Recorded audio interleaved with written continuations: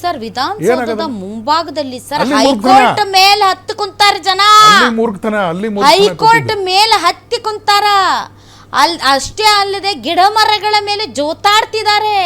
ಚಲಿಸುವ ಬಸ್ ಮೇಲೆ ಬಾವುಟ ಹಿಡಿದು ರಿಸ್ಕ್ ತಗೊಂಡು ಲೈಫ್ನ ಓಡಾಡ್ತಿದ್ದಾರೆ. ಆಟೋ ಬರಂಗಿಲ್ಲ, ಲಾರಿ ಬರಂಗಿಲ್ಲ, ಬಸ್ ಬರಂಗಿಲ್ಲ, ಎದ್ರ ಮೇಲೆ ಎಲ್ಲದ್ರ ಮೇಲೆ ಹತ್ತು ಕೂತಿದ್ದಾರೆ.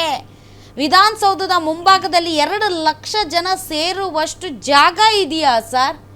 2 ಲಕ್ಷ ಜನ ಸೇರುವಷ್ಟು ದೊಡ್ಡ ವೆನ್ಯೂ ಈ ಬೆಂಗಳೂರಲ್ಲಿ ಎಲ್ಲಿದೆ? ಚಿನ್ನಸ್ವಾಮಿ ಸ್ಟೇಡಿಯಂನ ಕೆಪಾಸಿಟಿನೂ ಅಷ್ಟಿಲ್ಲ, 2 ಲಕ್ಷ 3 ಲಕ್ಷ ಇಲ್ಲ. ಬಟ್ ಯು ಅಲೋಡ್ ಇಷ್ಟು ದೊಡ್ಡ ಪ್ರಮಾಣದ ಜನರನ್ನು ನೀವು ಒಂದು ಕಡೆ ಸೇರಿಸೋದಕ್ಕೆ ವಿಧಾನಸೌಧದ ಮುಂಭಾಗದಲ್ಲಿ ಕಾರ್ಯಕ್ರಮ ಆಯೋಜನೆ ಮಾಡಿದ್ದೇ ದೊಡ್ಡ ತಪ್ಪು. ಬಟ್ ಮುಖ್ಯಮಂತ್ರಿಗಳು ಹೇಳ್ತಾರೆ ಅಲ್ಲೇನೂ ಆಗಿಲ್ಲ ಅಂತ. ನಮ್ಮ ರಿಪೋರ್ಟರ್ಸ್ ಹೇಳ್ತಾರೆ ಫ್ರಸ್ಟ್ರೇಟ್ ಆಗಿ ಚಪ್ಪಲಿ ಹೋಗಿದ್ರು ಕಲ್ಲು ಹೋಗಿದ್ರು ಜನ ಅಂತ. ಇದು ಇವರ ಇಂಟೆಲಿಜೆನ್ಸ್ ರಿಪೋರ್ಟ್ ಮುಖ್ಯಮಂತ್ರಿಗಳದ್ದು. ಇಲ್ಲ, ನಾನು ನೋಡಿದ್ದೀನಿ ಟಿ ವಿಯಲ್ಲಿ ಆ ಸನ್ಮಾನ ಮಾಡುವಾಗ ಯಾರಿಗೆ ಕಾಣೋದಿಲ್ಲ, ಅದು ಟಿ ವಿ ಅವರಿಗೆ ಸದಾ ಬಿಡ್ತಾ ಇಲ್ಲ. ಒಳಗಡೆ ಮುಂದ್ಗಡೆ ಎಲ್ಲ ಜನ ನಿಂತಿದ್ದಾರೆ, ಯಾರು ಫ್ಯಾಮಿಲಿ ಕಾರ್ಯಕ್ರಮ ರೀ, ಅದು ಅಸ್ತವ್ಯಸ್ತ. ಎಷ್ಟು ಹರಾಜಾಯ್ತು ಮಾನ ಮರ್ಯಾದೆ ಅಂತಂದ್ರೆ ಐ ವಾಸ್ ಟೋಟಲಿ ಅಪ್ಸೆಟ್. ನನ್ ಎಷ್ಟು ಬೇಜಾರಾಯ್ತು ಅಂತಂದ್ರೆ ನಮ್ದೊಂದು ಬ್ರ್ಯಾಂಡ್ ಇದೆ ಸರ್. ಬೆಂಗಳೂರು ಅಂದ್ರೆ ಒಂದು ಬ್ರ್ಯಾಂಡ್.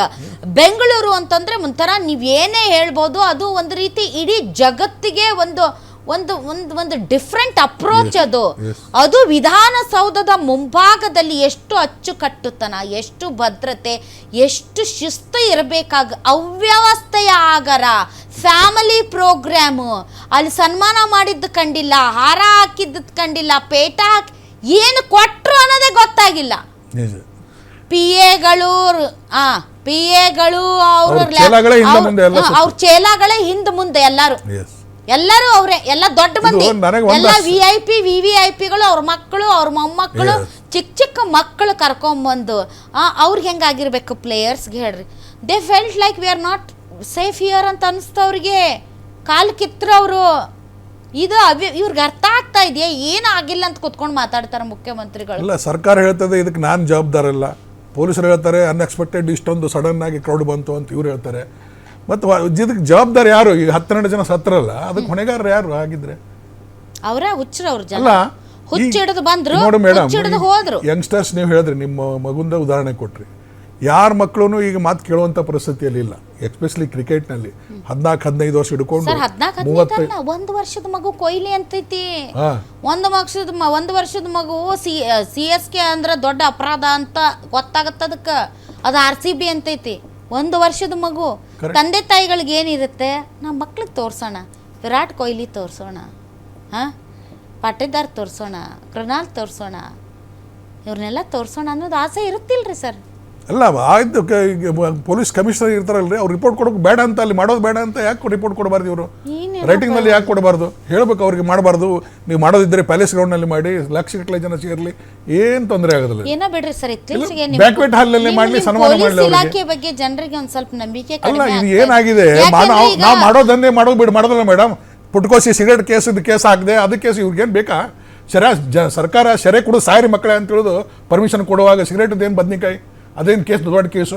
ರೌಡಿಗಳಿಗೆ ಎನ್ಕೌಂಟರ್ ಮಾಡಬೇಕು, ಒಂದು 4 ಮಂದಿ ಸಹಾಯ ಹೊಡಿಬೇಕು, ಸಮಾಜದಲ್ಲಿ ಶಾಂತಿ ಸುವ್ಯವಸ್ಥೆ ಕಾಪಾಡಬೇಕು, ಅದು ಪೊಲೀಸರ ಕರ್ತವ್ಯ. ಅದು ಬಿಟ್ಟುಕೊಟ್ಟು ಬರೇ ಏನು ಜಂಟ್ಲ್ಮನ್ ತರ ಮುಂಭಾಗನ ಮಾಡ್ತೀವಿ. It's open area, it's a road.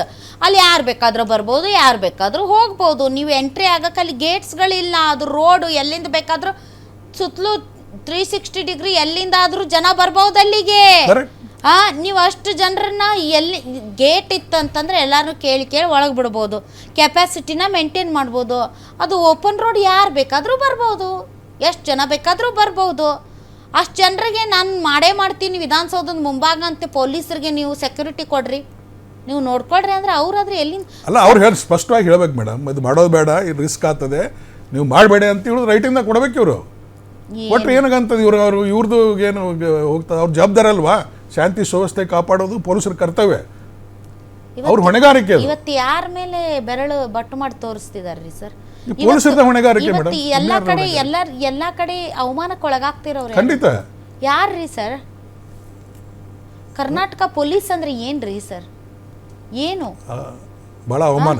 ಇವತ್ತು ಪೊಲೀಸರು ಬರೀ ಹೆಣಗಳನ್ನು ಹೊತ್ಕೊಂಡು ಹೋಗೋದು, ಗಾಯಾಳುಗಳನ್ನ ಹೆಗಲ ಮೇಲೆ ತಗೊಂಡು ಹೋಗೋದು, ಅವರ ಆಂಬ್ಯುಲೆನ್ಸ್, ಅವರ ಕಂಪೌಂಡ್ರು, ಅವರ ಡಾಕ್ಟರ್, ಅವರ ಮೀಟಿಂಗ್ ಕರೆದು ಡಿಸ್ಕಸ್ ಮಾಡಿ ಎಲ್ಲ ಆಫೀಸರ್ಸ್ ಕರೆದು ಏನಪ್ಪ ಎಲ್ಲಿ ಮಾಡೋಣ ಫಂಕ್ಷನ್ನು, ಎಷ್ಟು ಜನ ಸೇರ್ಬಹುದು, ಏನಾದರೂ ಒಂದು ಯೋಚನೆ ಮಾಡುವ. ದೊಡ್ಡವರಿಯರು ಜಾಯಿನ್ ಆಗಿದ್ದಾರೆ, ಕಾಂಗ್ರೆಸ್ ವಕ್ತಾರರು. ನಮಸ್ಕಾರ ಸರ್.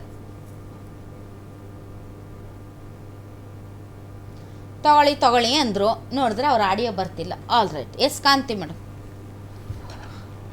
ರಾಜ್ಯ ಸರ್ಕಾರದ ಬೇಜವಾಬ್ದಾರಿತನದಿಂದ ಇವತ್ತು ಸಾರ್ವಜನಿಕರು, ಯುವಕರು, ಯುವ ಜನಾಂಗ ಈ ಪರಿಸ್ಥಿತಿ ಬಂದಿದೆ. ನೇರವಾಗಿ ಹೇಳ್ತೀನಿ ನಾನು, ಸೂಕ್ತ ಭದ್ರತೆ ಇಟ್ಕೊಂಡು ಅವ್ರಿಗೆ ಇವತ್ತೇ ಮಾಡೋಂತ ಯಾರಾದ್ರೂ ಹೇಳಿದ್ರ? ಇಷ್ಟು ನಾನು ಹೇಳ್ತಿರೋದು ಈ ಪರಿಸ್ಥಿತಿಯಲ್ಲಿ ನಾನು ನಿಜವಾಗ್ಲೂ ಪಕ್ಷಾತೀತವಾಗಿ ಮಾತಾಡಬೇಕು ಅಂದರೆ ನೊಂದ ಕುಟುಂಬಗಳಿಗೆ ಸಾಂತ್ವನ ಹೇಳುವಂಥ ಕೆಲಸ ಆಗಬೇಕು. ಇವತ್ತಿಷ್ಟು 11 ಜನ ಸತ್ತಿದ್ದಾರೆ. ಹೃದಯ ವಿದ್ರಾವಕ ಘಟನೆ. ಚಿಕ್ಕ ಮಗು, 9ನೇ ಕ್ಲಾಸ್ ಮಗು, 6ನೇ ಕ್ಲಾಸ್ದ ಹೆಣ್ಮಕ್ಳು, ಯುವಕರು ಈ ಥರ ಬಲಿಯಾಗಿದ್ದಾರೆ ಅಂದರೆ ಇದಕ್ಕೆ ರಾಜ್ಯ ಸರ್ಕಾರ ನೇರವಾಗಿ ಕಾರಣ ಅಂತ ನಾನು ಹೇಳ್ತೀನಿ. ಏನಕ್ಕಂತ ಹೇಳ್ತೀನಿ, ಅವರು ವಿಧಾನಸೌಧದಲ್ಲಿ ಅವ್ರ ಮಕ್ಕಳಿಗೆ, ಮೊಮ್ಮಕ್ಕಳಿಗೆ ಈ ಥರ ಅವ್ರಿಗೆ ಬೇಕಾದವರಿಗೆ ಹೋಗೋಣ ಒಂದು ಇಷ್ಟು ಜನ 10 ಜನ ಒಂದು ಇಷ್ಟು 18 ವರ್ಷದಿಂದ ಒಂದು ವಿನ್ ಆಗಿದೆ. 18 ವರ್ಷದ ಕನಸು ಇದು ಎಲ್ರಿಗೂ, ನಮಗೂ ಕೂಡ. ಒಂದು ಒಳ್ಳೆಯ ಒಂದು ಸನ್ಮಾನ ಮಾಡಿರೋದು ಒಂದು ಫೋಟೋ ತೋರಿಸಿಗೋಣ. ನೀವು ಮೀಡಿಯಾದಲ್ಲಿದ್ದೀರಾ, ಒಂದು ಒಳ್ಳೆ ರೀತಿಯಲ್ಲಿ ಅವರಿಗೆ ಸನ್ಮಾನ ಮಾಡಿರೋದು ಗೊತ್ತಿಲ್ಲಪ್ಪ. ಅಲ್ಲ ಈ ತರ ಒಂದು ಪರಿಸ್ಥಿತಿ ನಮ್ಮ ಕರ್ನಾಟಕದ ಈ ಹೆಸರು ಈ ತರ ಹೋಗ್ಬೇಕು ಇಡೀ ವರ್ಲ್ಡ್ ಅಲ್ಲಿ. ಬೇರೆ ನಾವು ರಾಜಕೀಯ ಪಕ್ಕಕ್ಕಿಟ್ಬೋಣ ಮೇಡಮ್.